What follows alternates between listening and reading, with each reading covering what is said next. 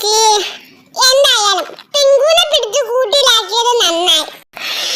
എന്റെ സ്ഥാനത്ത് ഇപ്പൊ ആവാനാണ് ഇവിടെ നിന്നെങ്കില് അമ്മച്ചിക്ക് സ്വസ്ഥത സമാധാനം കിട്ടുമോ? എനിക്കിതൊന്നും ഇഷ്ടമല്ലാത്തോണ്ട് അമ്മച്ചിക്ക് കുഴപ്പമില്ല.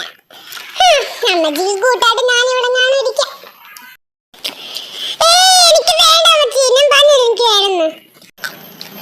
അല്ല അമ്മച്ചി, ഈ വീട്ടിൽ പിങ്കു മാത്രം എങ്ങനെ പോയത്? എന്റെ സ്വഭാവം കൊച്ചിന്റെ. ഓ ഒന്നുമില്ലടി, അവള് കുഞ്ഞല്ലയോ. പിന്നെ ഭക്ഷണത്തിനോട് ഇച്ചിരി ആക്രാന്തം കൂടുതൽ, അത്രേ ഉള്ളു. അല്ലാതെ പാവം അവളില്ലെങ്കിൽ പിന്നെ എന്ത് ഇവിടെ രസം.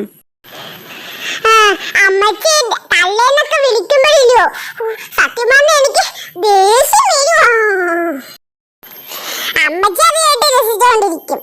ഒരു വട്ടം വിലക്കിയെന്നെങ്കിൽ ഇനി അവളിങ്ങനെ വിളിക്കുമായിരുന്നോ? നീ എന്തോ അവളെ പറ്റി പരദൂഷണം പറയാനാണ് അവിടെ വന്നിരിക്കുന്നേ.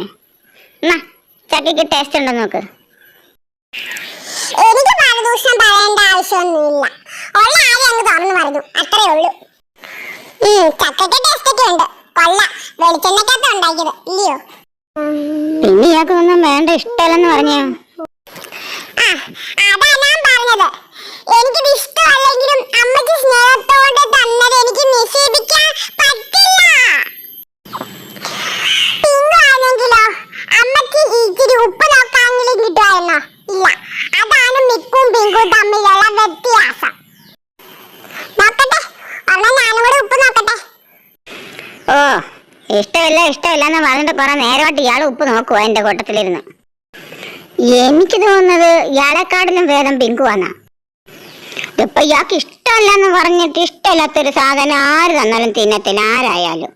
ഇയാൾക്ക് വേണം താനും എന്നാ അങ്ങ് വലിയ പാവം. ഓ എനിക്കൊന്നും ഇഷ്ടമല്ലേ, ഞാനൊന്നും കഴിക്കത്തില്ലേ എന്നുള്ള പാവം.